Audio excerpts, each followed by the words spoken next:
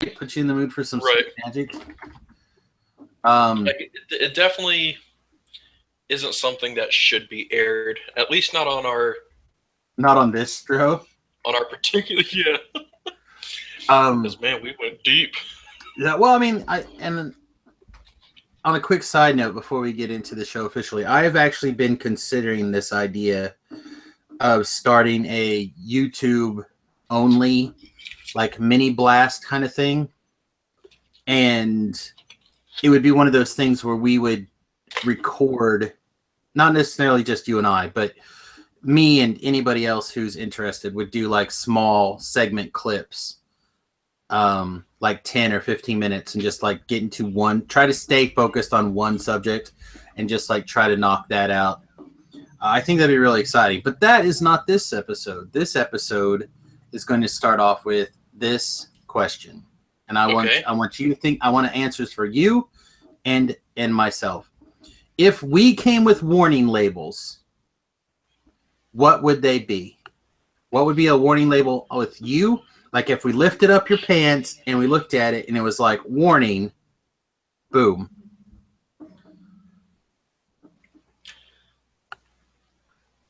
And you can't say squirts with hand jobs. I mean, I could. Messy hand. Warning: my butthole isn't the only part about me that's an asshole. I could understand that. I can understand that. So what would my warning be? My warning label? Like if you lifted up my tummy and tattooed under my belly flap, my penis garage, what would my warning label be? About you, huh? About me. I'm out of tea. That's a warning label. Really, that was tea that you've been drinking this whole time? Oh man, are you kidding me? I thought you just like really shitty water. No. I like my water dirty and caffeinated, just like my ladies. Let's see, warning label for you. It has to be something about your stupid head thing.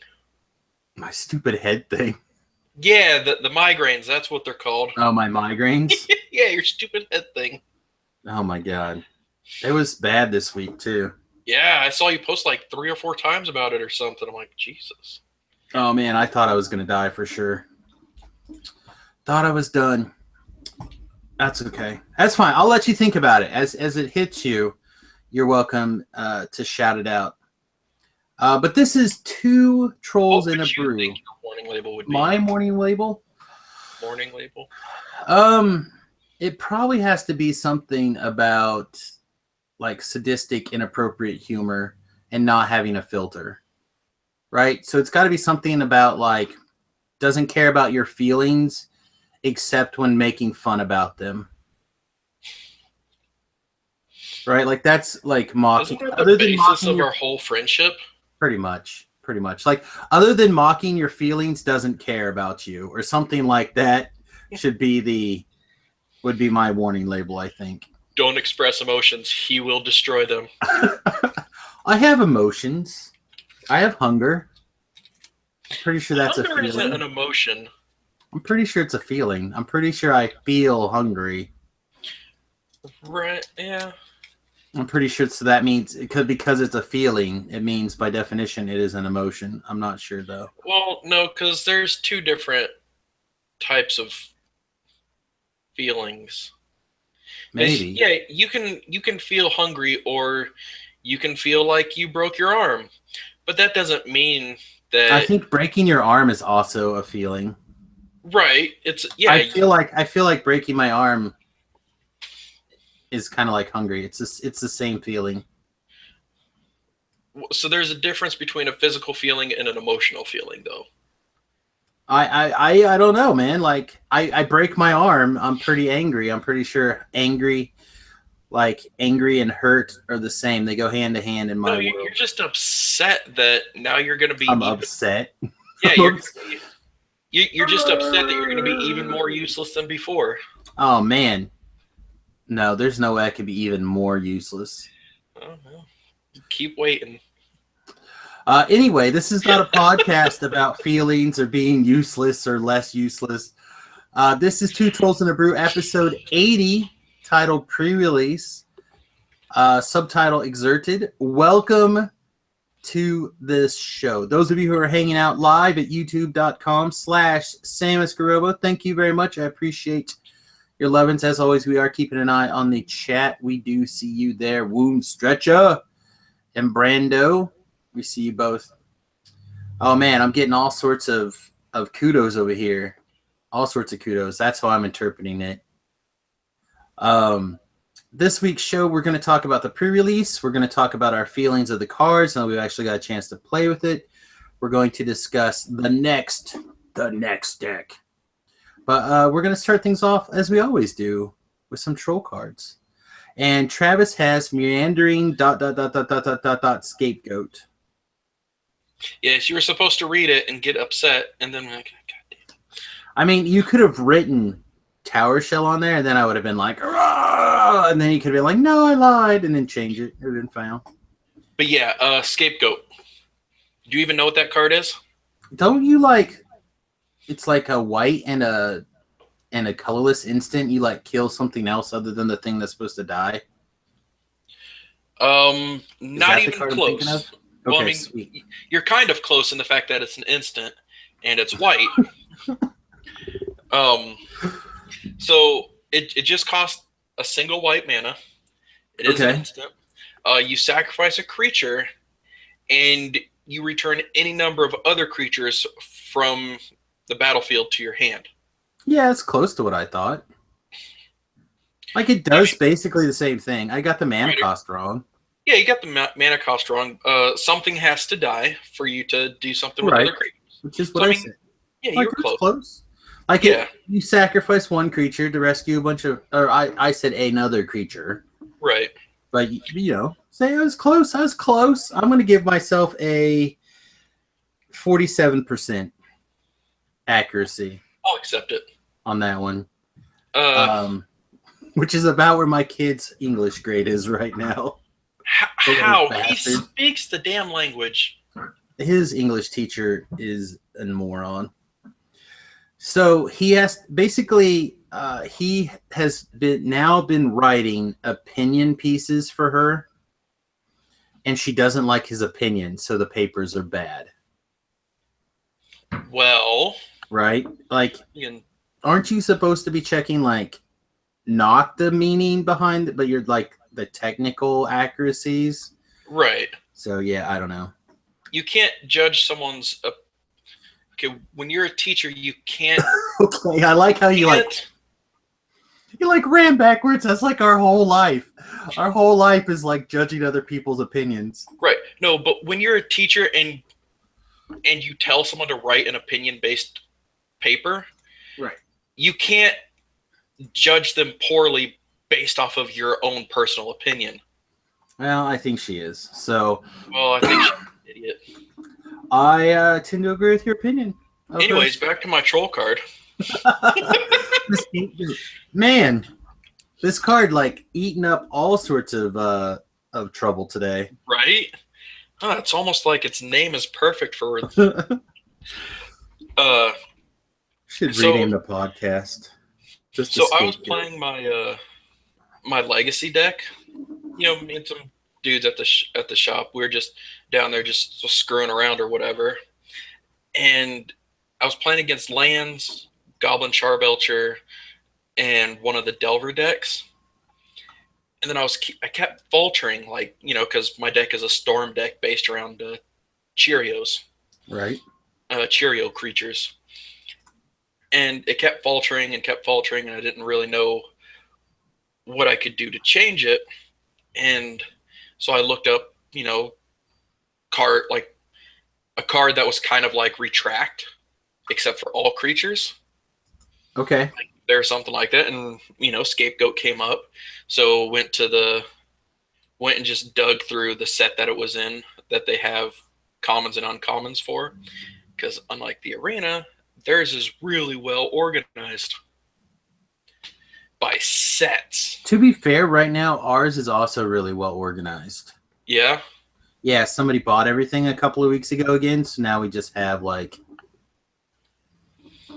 Oh. It's not organized by sets or anything. We just don't have Right. very much right now. Okay. I see that changing shortly. Probably. As is arena tradition. But no, so like I went and I scoured through it, and I ended up finding it, and then with the exception of the one time I was force a willed and thought seized, so I guess the 2 times. Every time after I got scapegoat in the deck, I won on turn 1. Well, I mean, if you have a deck built around playing like a bunch of like 0 casting cost dudes and just triggering like somebody's coming to play ability, I can understand how, picking all of them but one of them back up again and replaying them all back down would pretty much guarantee a W. Oh, yeah. Right? So that's why it's my troll card, because they're just like, before that it was, I don't know, probably win 40% of the games. And then after I put that in, I won like 80% of the games. And it's like, wow, who would have guessed having a single the deck would have just ruined our entire lives? yeah, I mean, I really like that as an idea, actually. Scapegoat hasn't been reprinted, right? It can't have been. It's just like what? The thing that looks like an archway? Yep. Yeah. I said I can picture the card. Apparently not 100% accurately, but I can picture the card. It's got like a sliver on it, right? Being killed or something. It has. Yeah. Well, yeah, I'm sure that's a sliver. Yeah. So yeah, like I can. But it's from Stronghold. Yeah. There you go. That would make sense. So anyway, man, now I really want to play. I want to play that card in Modern or whatever. That sounds like a good card for. Yeah, I know, right? I'm the judge. Who cares? Yeah. I'll allow it. What? Shut up! I'm a cheater. We've gone over this. Exactly. Oh my god. What'd you cheat again at the pre-release? Oh, definitely, for sure. But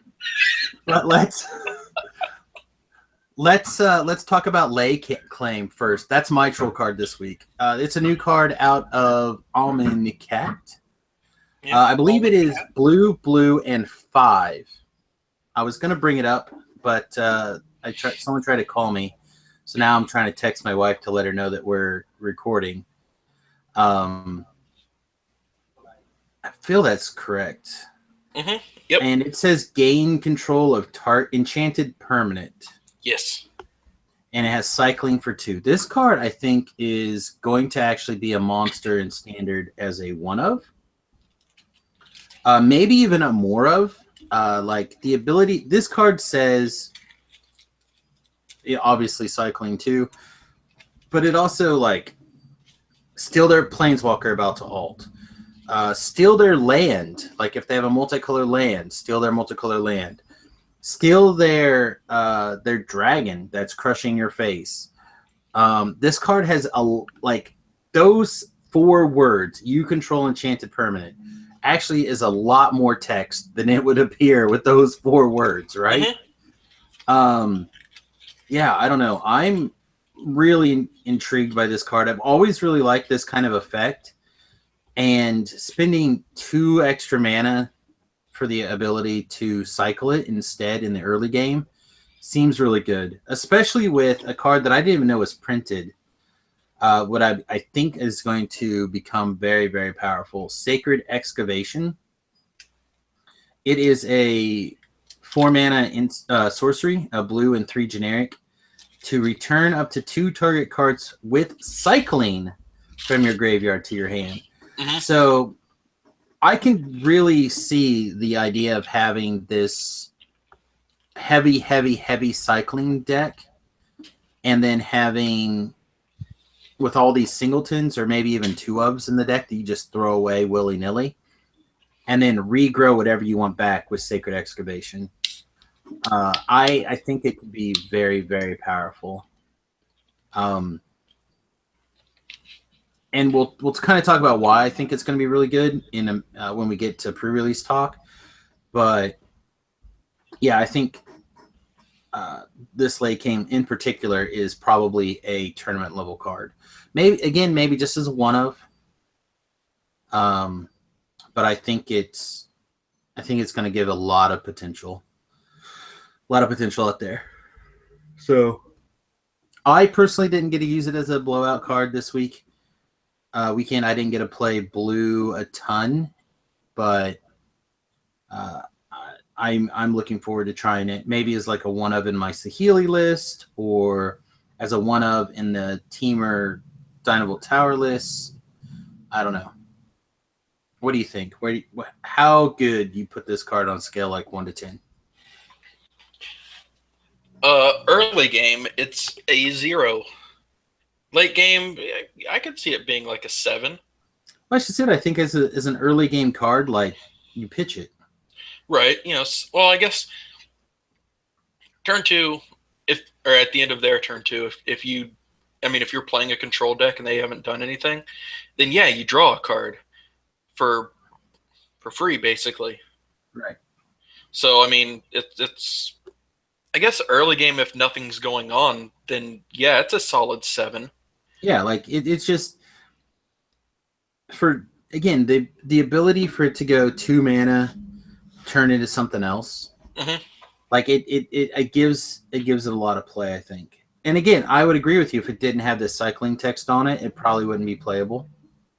But because it can cycle and basically be like, all right, well, let's mulligan this like, I'll keep this hand of 6 with the understanding that my 7th card I'll just spend 2 mana on later and replace. Cycling is very, very good.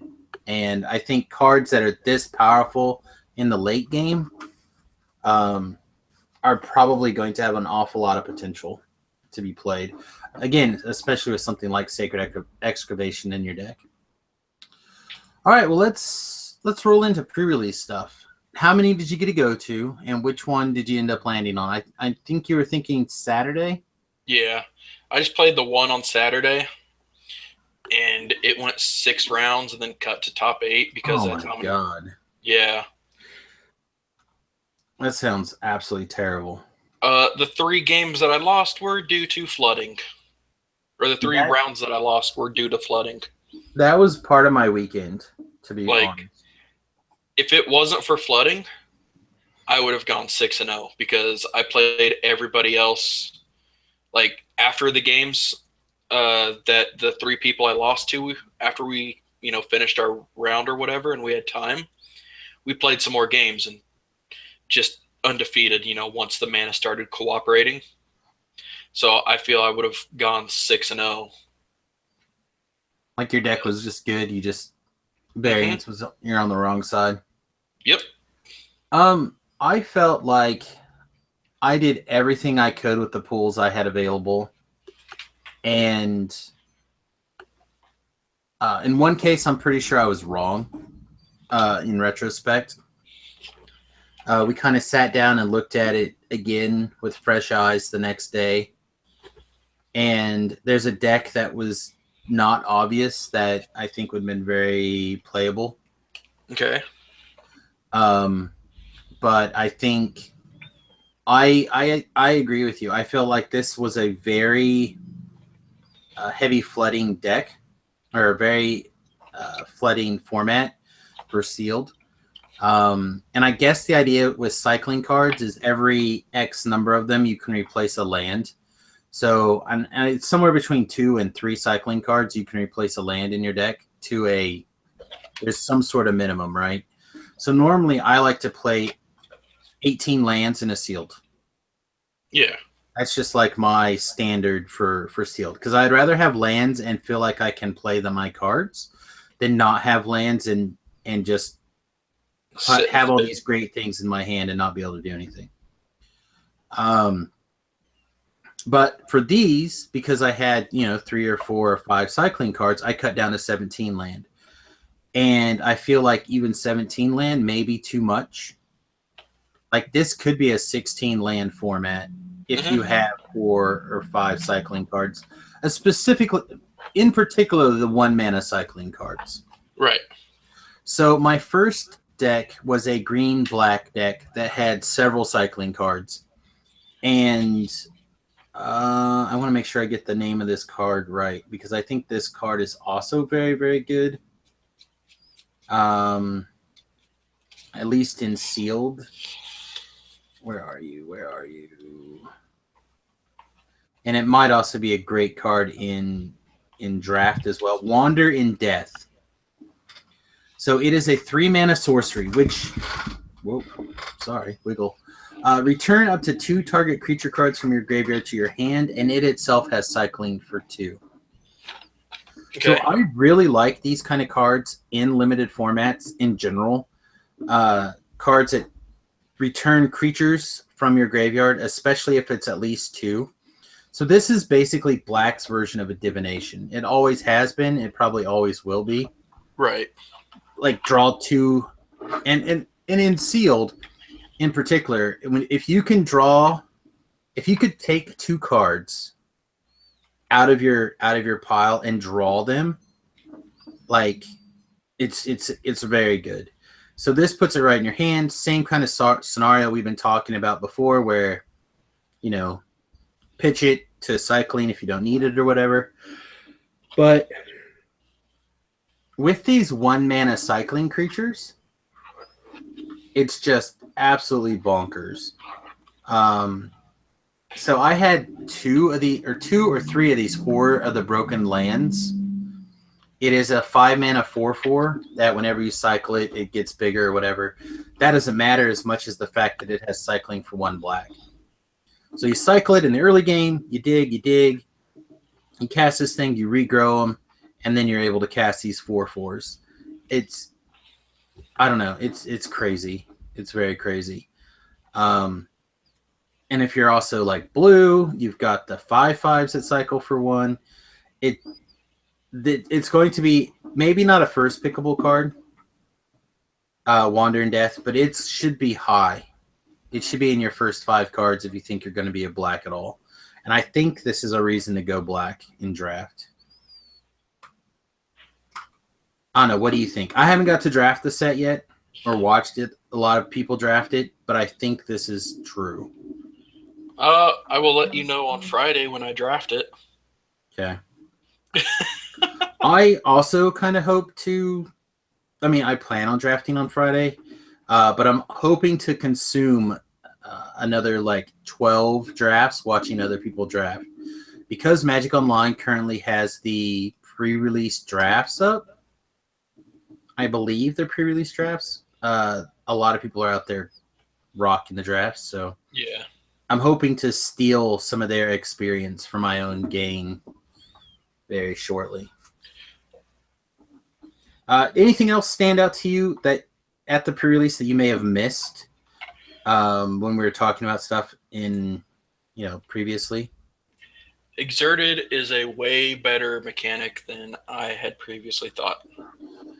So I would have thought the exact opposite. Because I was pretty high on Exerted. But after seeing it be played and playing it, I'm much less high on Exerted. So what did you experience and what did you see that put you up on Exerted now? Okay, so my deck, it was green, red, and splashing white. And I think the reason that Exerted was high up on my list was because I had so many low drops that got me so much advantage early on. But then even late game, if you have the ability to untap those creatures, then Exerted's irrelevant. You just get that bonus for free. So that's what I was doing with mine, and I think that's why I have such a high standing of it right now, is because I was able to abuse it. I can get that. Like I had five different ways to untap my creatures. I had the red green legendary. I hear that's pretty good card. You know what I'm talking about, right? Yes. The 5-drop 3/4 flash, double strike, vigilance, haste. All your other things have haste. You Yes, tap a white to untap a creature. I had to like 2-for-1 myself twice this weekend to kill it. Yeah, that card is beast. So I had that. I had the green white creature that when you exert it, untap all other creatures you control. And then I had that one white spell, I had two of the white spells that untap target creature. Okay. I was wondering if there was one of those. I couldn't think of one that was in this set. Yeah, one of them is it's that white green hybrid one. I shouldn't say hybrid, but the aftermath card. Like the first, okay. Yeah, the first ability is like untap target creature. It gets +2/+2 and lifelink. Okay, I never cast the second half of it, so. Oh, the second half of it's amazing. I never had a deck where I could have played it. I guess that's unfortunate. I could only play the first half. Yeah, so. But I don't know. Maybe it was the combination of the cards that made me like Exert, because like I had, was it the red guy with trample, the 2/1 for 2, that when you exert him he gets +1/+2. So I had 4 of him in my sealed pool. I had 2 of the bitter blades, the one that when you exert them they get +1/+0 and death touch. And then I had the hasty one with exert that makes a creature not block.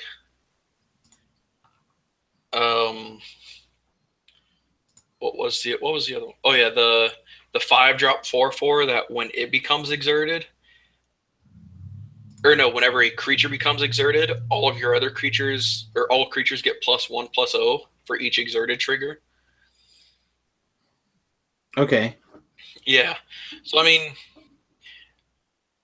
my deck was very much how I like to play the game, really fast and really aggressive. So I think the combination of those cards made me really like the exert trigger.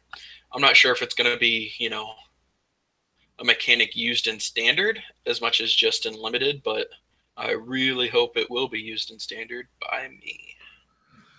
So, I guess let me pose this question out here. This is something that I'm not sure how great it is, but could you do a what is it? Was it dynamic reversal deck? Like white, blue, with these exert creatures? Like, are they good enough that if you can exert them twice in a row, that you would just win the game? You know what I mean? Because dynamic reversal untaps all non-land permanents, right? For a blue and a colorless. Yeah, so when you exert the creature, it happens when you attack. No, I don't mean. I mean back-to-back turns. Oh yeah, then yeah, definitely. Okay. Like just have like a blue-red aggro deck or something. Yeah, like because I was, while you were talking, I was scrolling through the blue cards, and as near as I can tell, there are no blue exert creatures.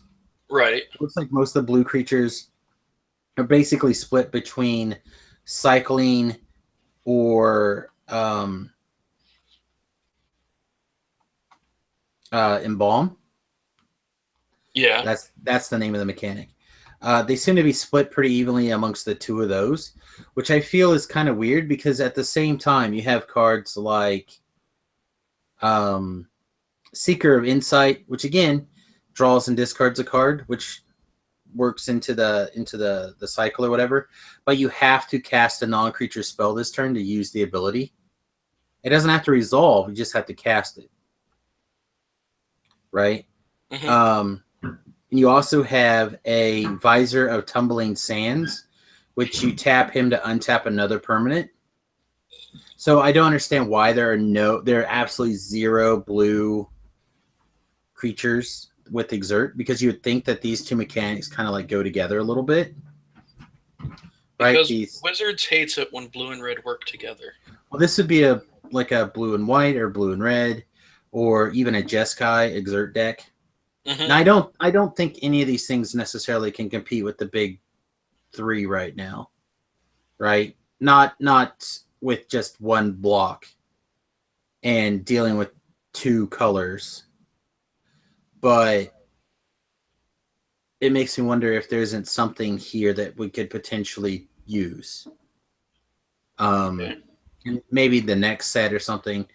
And I don't know, like I said, it sounds like there's a lot of really good Exert abilities and creatures. I guess there's green too also. So did only blue not get Exert at all? Probably. Does black have any Exert dudes? Man, now I'm really curious. Because I can't remember a black Exert creature either. So blue and black didn't get it. Yeah, that seems right. I guess the guys who got heavily cycling. Yeah, I don't know. It's weird. I don't know. I wanted to know from your opinion, from the kind of play that you had, of whether or not Dynamic Reversal or the white spell that says like untap 2 dudes, gain 4 life, or sacrifice a blocking or attacking creature. Like if that suddenly gained a ton of value because these Exert creatures are that good, that exerting them 2 turns in a row would win you the game. Oh, there's no doubt in my mind that exerting them 2 turns in a row would win the game. Whether or not you can... Now, is that extended or limited, or is that constructed? Like, should we spend time and energy trying to figure out a way to break this Exert mechanic now, or should we just not bother? Well, I think I'm going to regardless. Okay. Well, it seems good enough for me.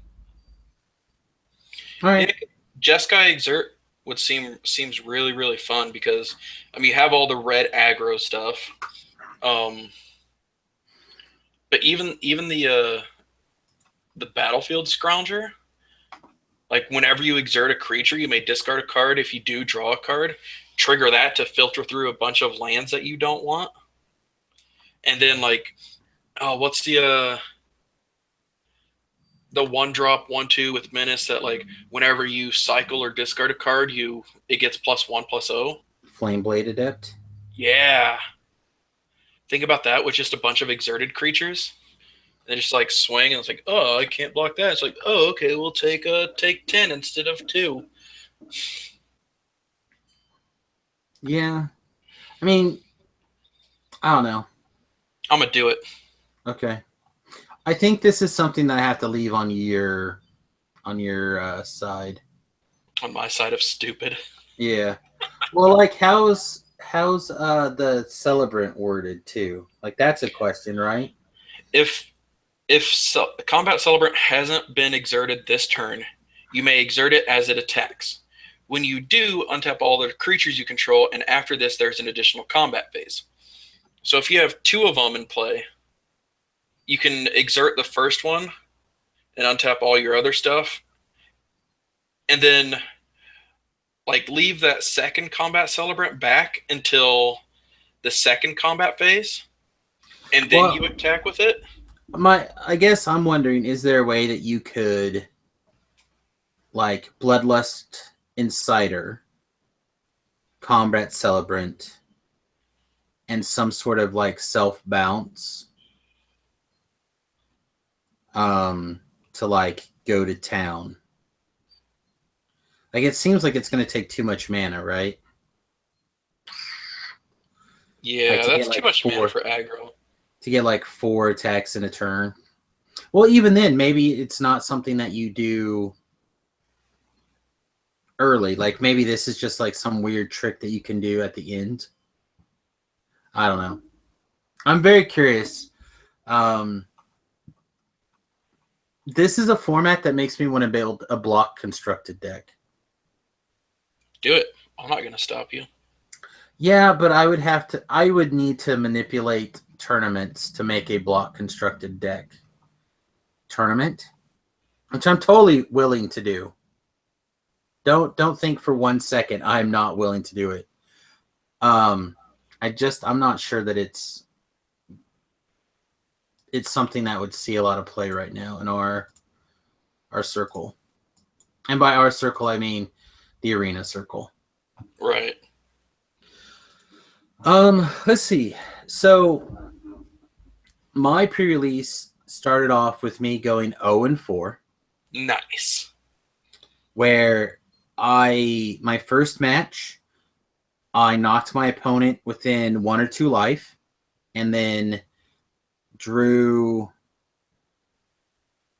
all lands. I played 5 non-lands,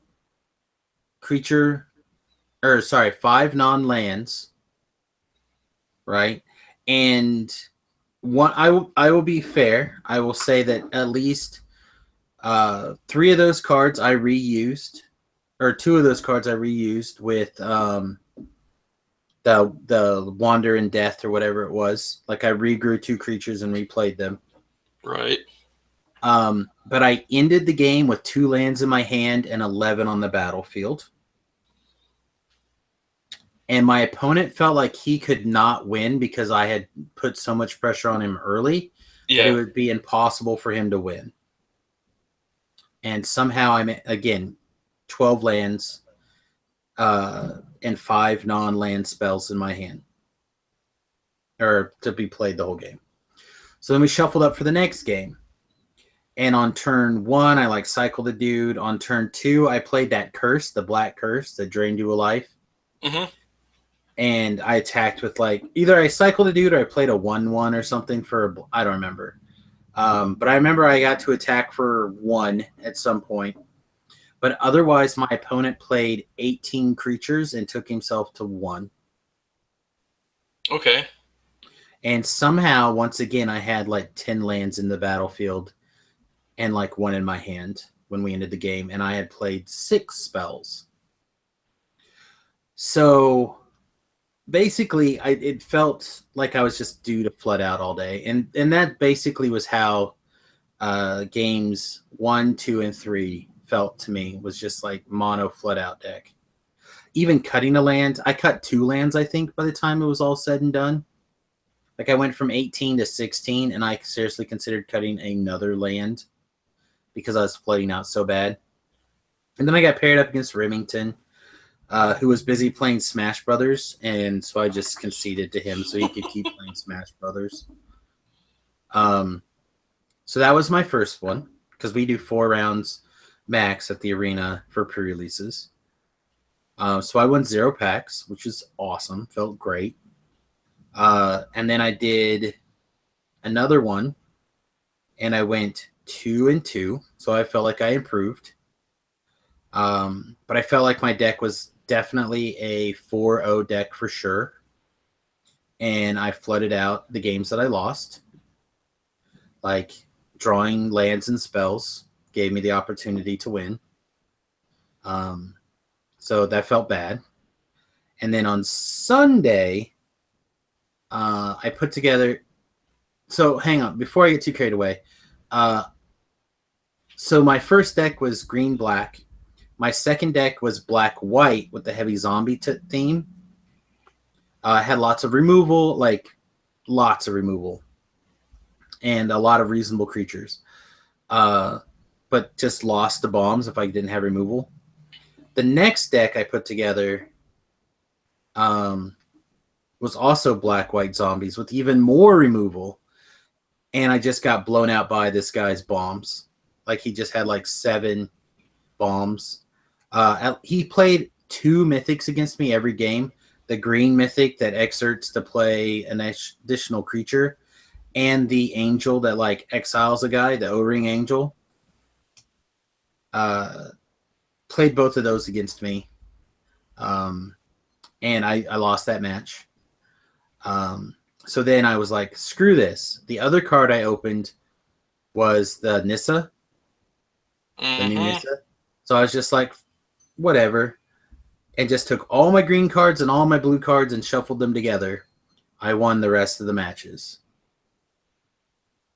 So I think this is reminiscent of Fate Reforged. Probably more so than any other format that I can think of, where you just need to play the biggest and the most of your big bombs as you can. Don't worry about removal, in my opinion. Don't worry about, I mean, you need to be able to stop the aggressive decks because they're going to be there.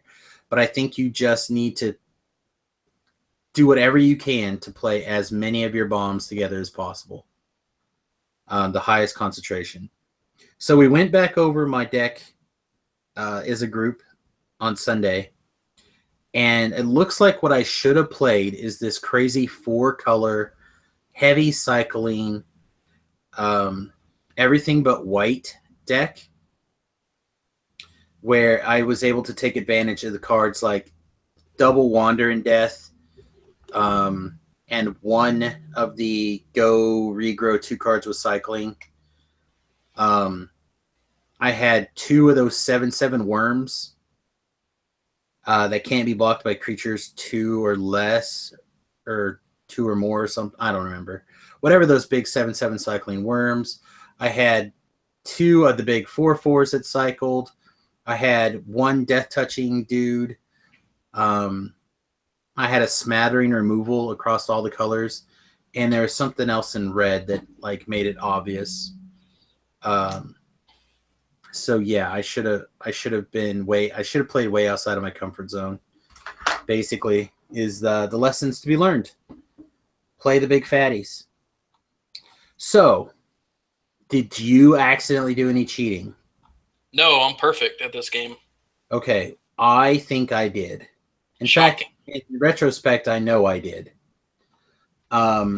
So when I first read Sandworm Convergence, as you do, I just read it quick, right? I read it quick and I put it down for my opponent to read.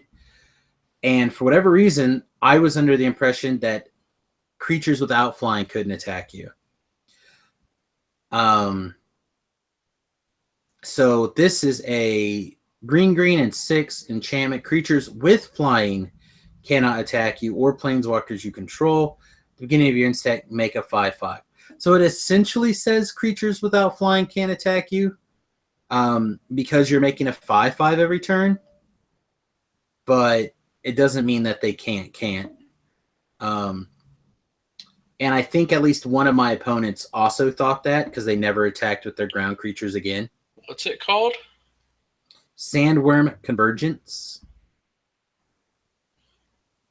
And then when I played it again the next game or the next match or something, my opponent said, "What does that do?" And I reread the card to them, and I realized, and again, I don't know if I told the other person that the ground creatures couldn't attack me, but I know that was the impression that we had.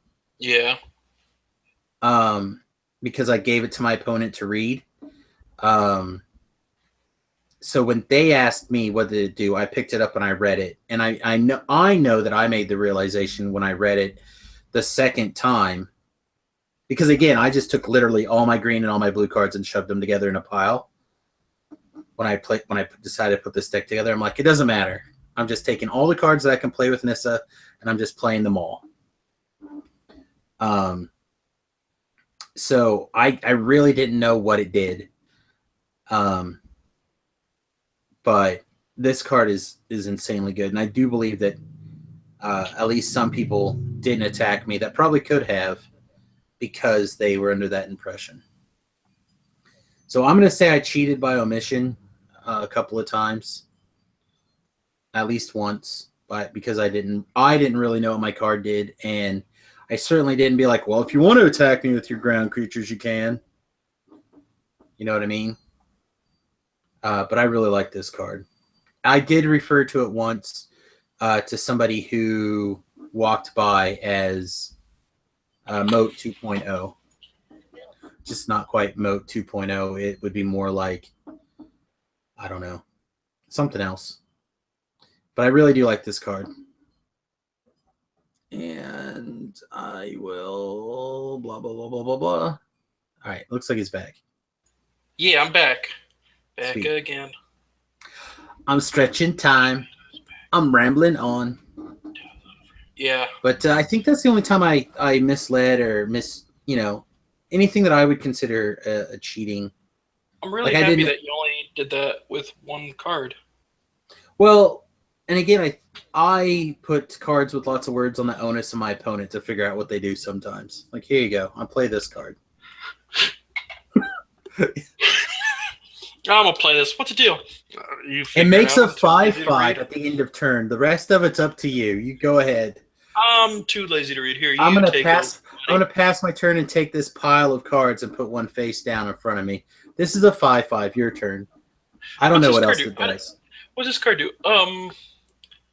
How about you tell me what it does? The Navi attack by flyers was relevant at least one match though. Because my opponent had a flyer, a 3/4 flyer, and I was like 6 life, and then also equipped or enchanted it with, I think, the blue something cartouche gives flying maybe. Mm-hmm. And made his 5/4 the haste. There it is. The Crocodile of the Crossing made it flying. And I was able to play this card and be like, well, flying creatures can't attack. GG's. So I was able to get there off of that. So I don't know. I'm pretty pleased with that card overall. And in retrospect, like I said, I don't know if I don't think I ever intentionally misled anybody, but I definitely feel like the impression of this card was incorrect. But again, the idea that, here's an army of 5/5s also kind of means your ground creatures can't attack me. I don't know. So let's get into the big talking point real quick. Show's starting to drag on a little bit in the sense that it's been a little bit. Well, I've got like a bunch of points I want to talk about. That's not a good way to transition, but I got nothing. My brain's tired. It's been a long This show seems like it's been going on for a while because time has passed. I should have started a timer. I didn't. Now I feel stupid. Oh my god. So nothing got banned. Nothing got unbanned. What do you think? In standard. What do you feel about the standard? Correct. I don't give an S about Legacy and Divining Top. I do, because to hell with Miracles. And anybody that's watching that plays Miracles, I hope your car breaks down. You're nice. Oh well. So, what do you think about the standard not getting shifted? There's a lot of butthurt right now.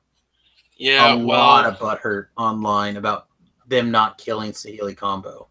Welcome to millennials. That's probably true. Like, a lot of these people are pro Magic players. So here's the thing. If you don't like the way something is going, try and change it. Like, to get rid of that combo. Like, working ways to kill something else. Like, you can't just wait for the people who make the game to be like, I guess we'll ban it now because enough people are crying. Well, I have the feeling that that'll probably Like, it's definitely a consideration that this will probably happen. There'll be a point where there'll be enough crying that they'll probably pull it. I feel if the format doesn't shift away from the Saheeli combo by the next rotation or by the next set release, then they will ban it. But well, I think it comes down to the Pro Tour, right? Like, if the pro guessing that this Pro Tour will unofficially be titled Pro Tour Saheeli Combo, then they will probably axe it on the post PT banning. But if it doesn't if it's not like a huge percentage of the metagame, or it doesn't put like a huge number of people at 6-0 in the constructed format of the Pro Tour, then I don't think it will get the axe.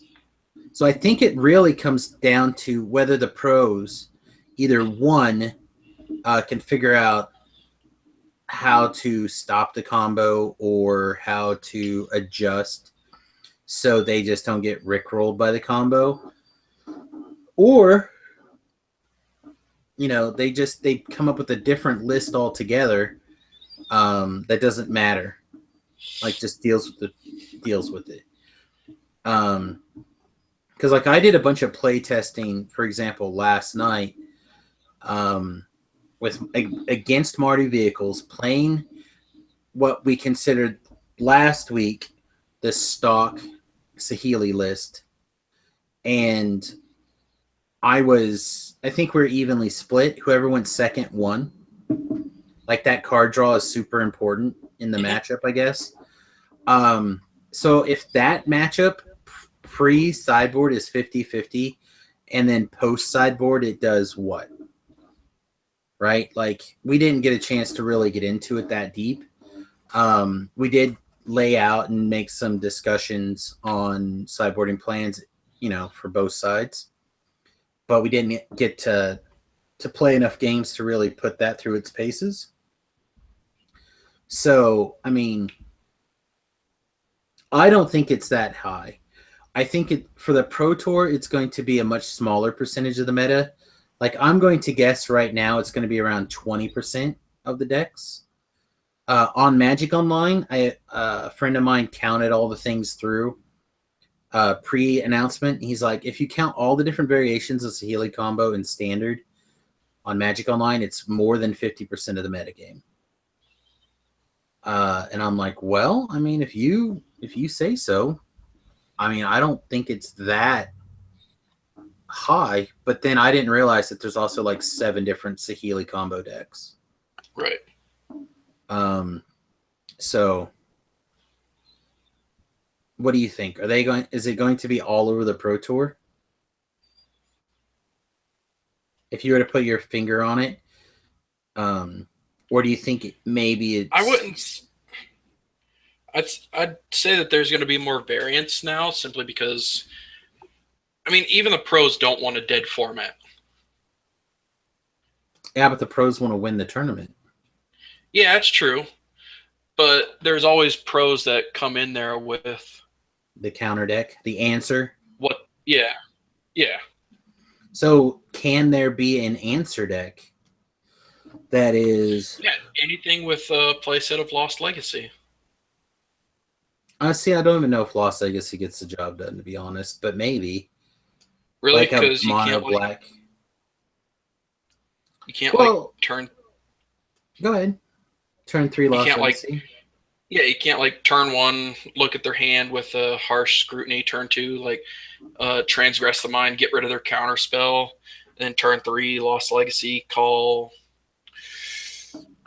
Let's just call Saheeli Rai, since she's the one that sets the combo off. And then try and work around the other pieces that just gain value. I think that's all fair. All I know is I kicked around the idea last night as we were leaving that I want to play the mono white deck, and I want to be on on the enchantments that exile permanents with Flash. Like we have 8 of those, right? And then I want to run like 4 main deck Authority of the Consuls. And then maybe even main deck Thalias. And then be like mono Gideons and Ras. And just be like, whatever, bro. Good luck with your strategy. Here's my awful one. Right. Like, here, what are you doing? I just dirtle. We're going to play one game. We're going to play one game. And unless you decide to scoop early. And if you decide to scoop early, guess what? We're only playing one game. Right. This game's not, like, we're not doing anything. We're just going to sit here. And you're going to put your head in your hand and cry. And I'm just going to be like, doo-doo-doo. And eventually my Gideon will your time, nerd. you. Exactly. I'm just going to sit here. I'm going to play my 3-mana Gideon. And if you happen to kill 3-mana Gideon, then I'll play a 4-mana Gideon. Doo-doo-doo. I mean, what are you going to do about it? Nothing. Maybe I even exile one of my own Gideons with one of my enchantments. Just in case you kill a Gideon, I can kill my own enchantment at instant speed to return a Gideon. How sick is that tech? It's pretty good. Seems terrible. So what do you think the next deck is going to be? The next good one. Let's pretend you were going to go to the next PPTQ there in your town. Or let's say you're going to be in town for our PPTQ. What do you think your next super deck is? Honestly, I think it's going to be some sort of a cycle deck with just a lot of removal. And then like 2 or 3 creatures that are just like, oh, look, here I am. I'm big, and now you're dead. It seems all right. Like there's that blue creature that's a 4/4 for 4, the flyer, that when you cycle or discard a card, you scry 1 first or something like that. Okay. I think I know what you're talking about. I don't know. What do you think about that's what it's going to be. Mardu again? With the addition of the, what is it, cut and something? I'm trying to pull up the card right now. Cut ribbons. Right, cut deals 4 damage to target creature for 2 mana, and ribbons is black, and X out of the graveyard. Each opponent loses X life.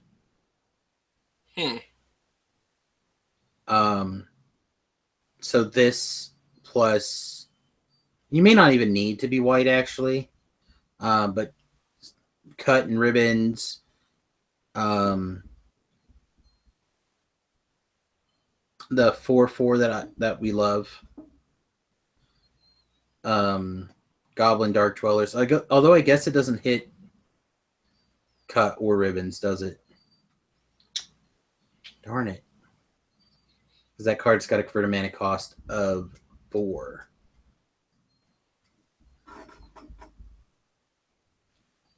I'm just excited to use Fling. Yeah, I also like the idea of Fling a lot. I also like the idea of Nissa, Steward of Elements in the Saheeli deck as an alternate win con.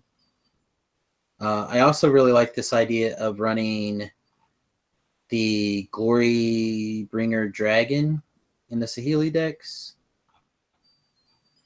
I also, after playing Insult and Injury, the card's insane. And I could see this plus Harsh Mentor in that Fling deck that we talked about a couple of weeks ago. Yeah. And maybe instead of the Red God, Hezret the Favorite, maybe like 2 Heart Piercer mana cores instead, which is the Fling creature. So I don't know. Lots of possibilities in the upcoming format. I was curious where you're at. So let's do this real fast. Let me share my application window here, I think. Aha! Perfect. So we have 2 deck lists from Nathan sent us on the email, number 2 trollsbrew@gmail.com. I think he named them both, and I don't think I put it in the picture. But we have Nirham Renegade, Thraben Inspector, Doom Dissenter, Zilliport Cutthroat, Bontu the Glorified, Catacomb Sifter, Defiant Salvager, Manglehorn Marionette Master, Fatal Push, Shram's Expertise, Cryptolithrite, Hidden Stockpile, and Cast Out. So this is his new Aristocrat take. The biggest weakness of this deck right now seems to be the fact that the Defiant Salvager is not Nantuku Husk, right? You have to do it at sorcery speed. Basically, is your only free sacrifice. Hidden Stockpile costs a mana. Bontu the Glorified costs at least 1 mana. Right? You just can't sacrifice anything willy-nilly. It's 2 mana. Sacrifice another creature. Yeah. So you really have to get the Cryptolithrites down. I think the other thing that's missing from this deck is definitely the 2/2 that you spend 3 mana to like put creatures into your hand, and it flips over the werewolf. I can't think what it's called.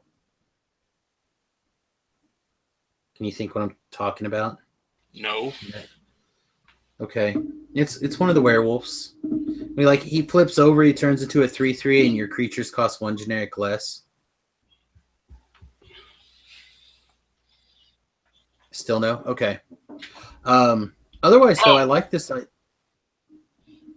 Damn it! I know what you're talking about. Okay, good. I'm glad you can pay it colorless and a green to look at the top 3 cards. And like put a creature into your hand. Yeah. Yeah. I think that guy needs to be in here somewhere.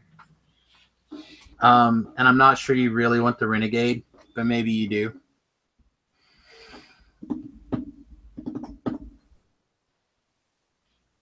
I don't know. I think this is a good start. I have to play it and see. And then we have a +1/+1 tokens matters deck, I believe. Duskwatch Recruiter. Thank you, Duskwatch Recruiter. With Walking Ballista, Sylvan Advocate, Rishkar, Prima, Renegade, Tireless Tracker, all the Nissas, and then Attune with Ether, Essence Scatter, Harvest Season, Engulf the Shore, Summary Dismissal, Brawl's Expertise, Crush of Tentacles, Nissa's Renewal. So we're trying to accelerate. Wait, Rishkar's at $8? Yeah, but I don't think he'll stay at $8. And that may be for the play set of 3 also. Okay, I was going to say I have just 4 of them sitting around. Huh. Yeah. They were really high, and I think this may have adjusted, or they're definitely going to adjust after the first couple of big tournaments. But yeah, I don't know. I like the idea of Essence Scatter in the deck. I think more Essence Scatters are going to be more better. But the rest of this all just seems fine. Like nothing really super. This particular deck in particular just doesn't do anything to excite me. Am I wrong? Is this deck exciting, Travis?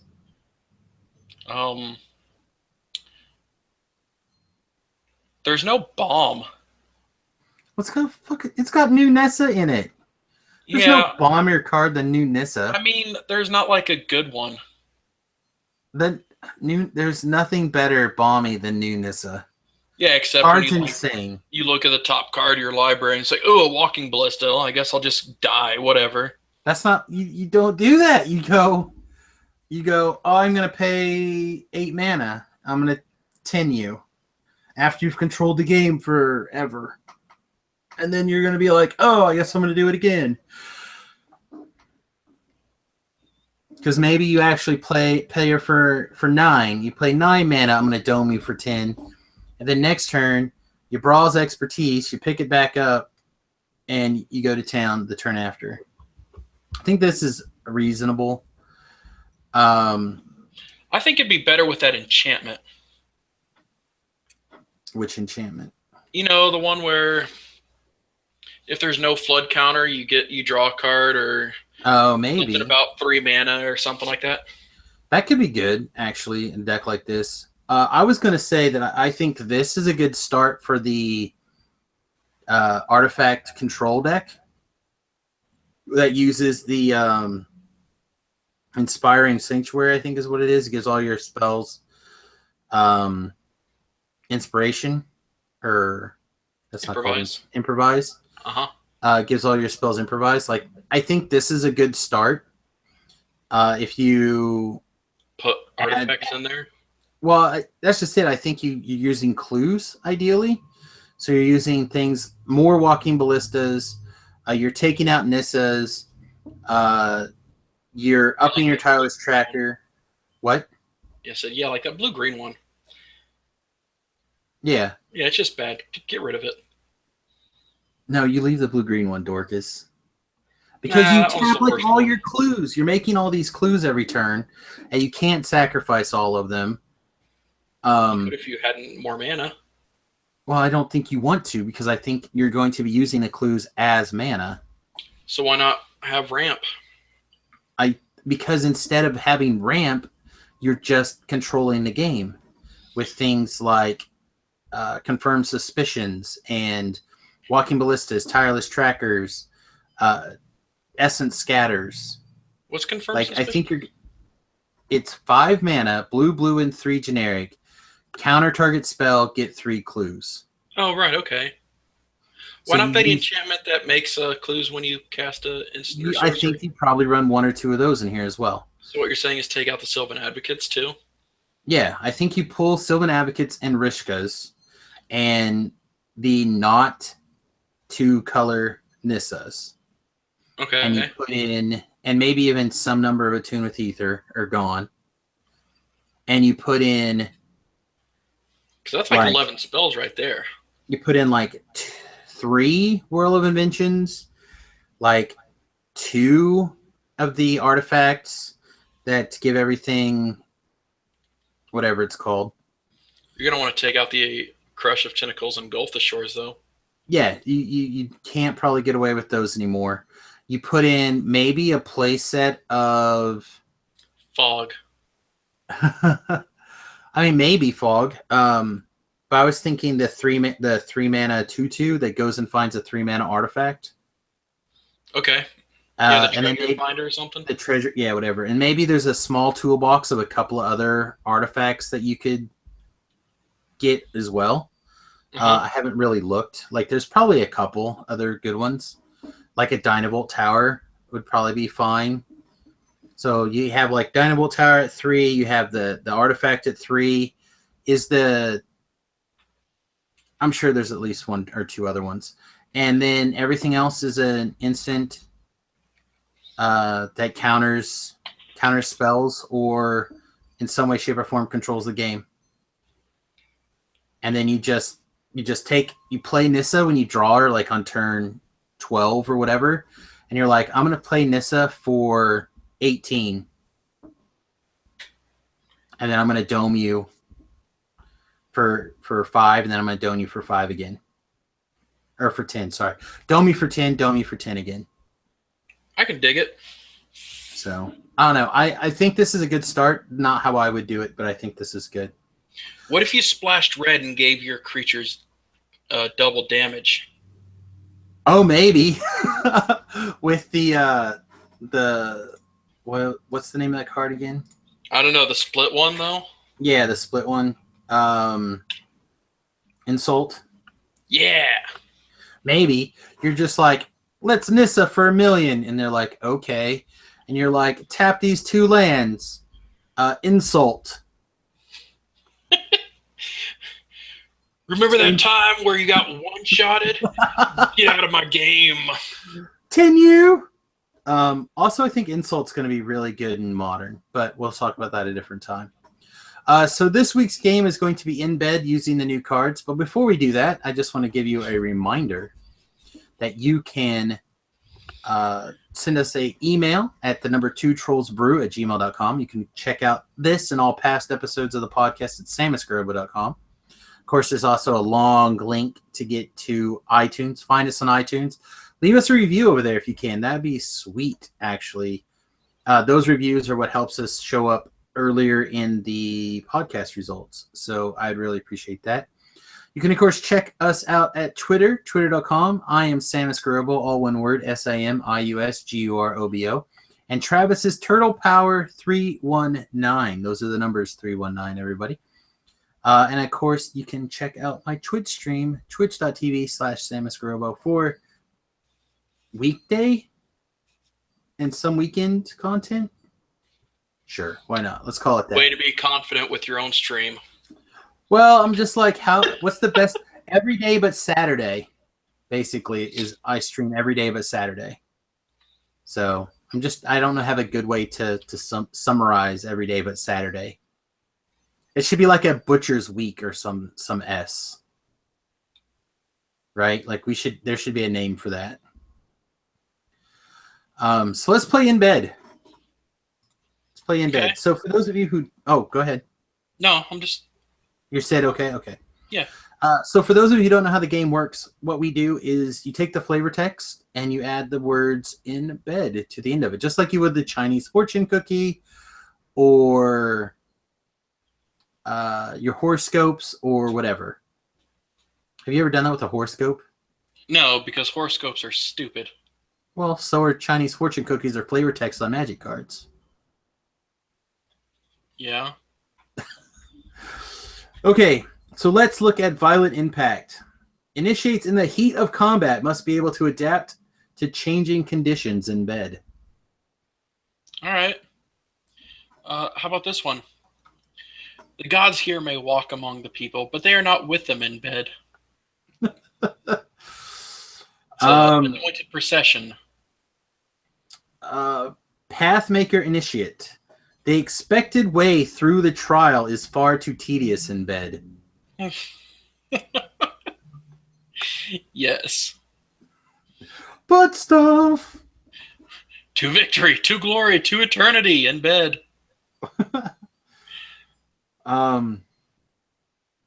Look, that is why we must never waver. That is what awaits us if we fail in bed. Okay. This is a cursed minotaur.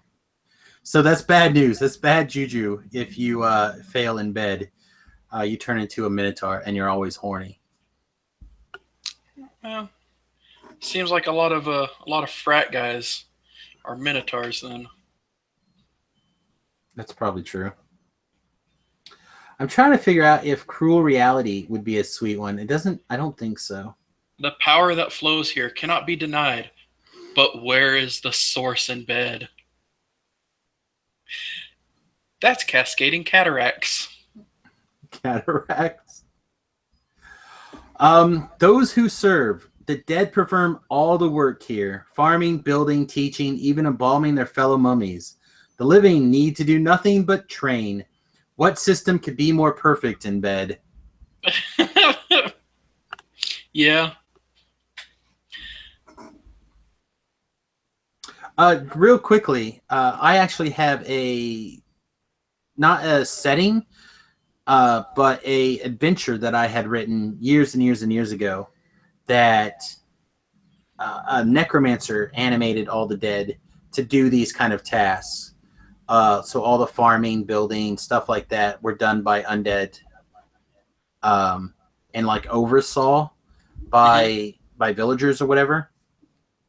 So they wouldn't have to struggle as much. And it was kind of like this undead utopia. And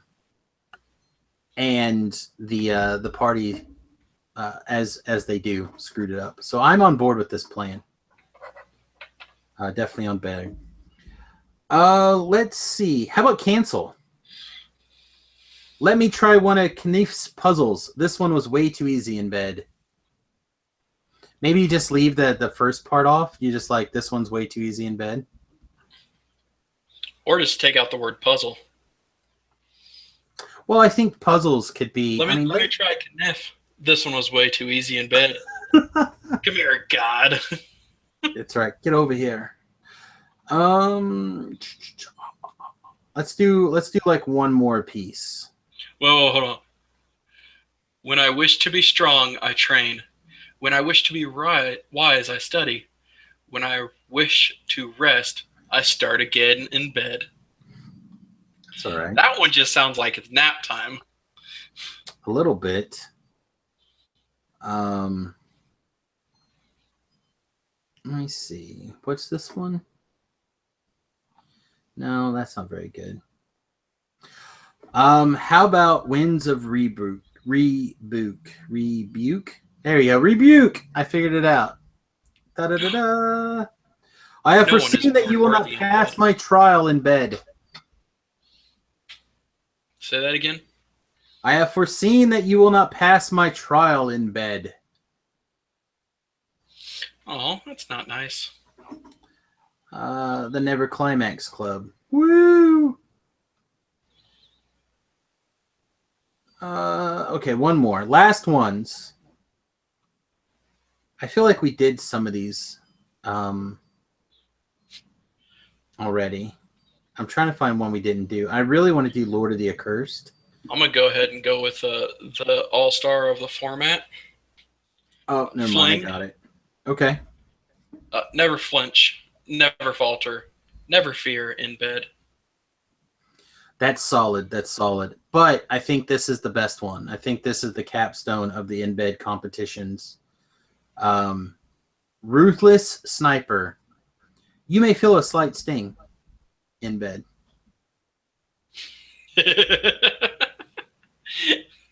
Troll on, everybody.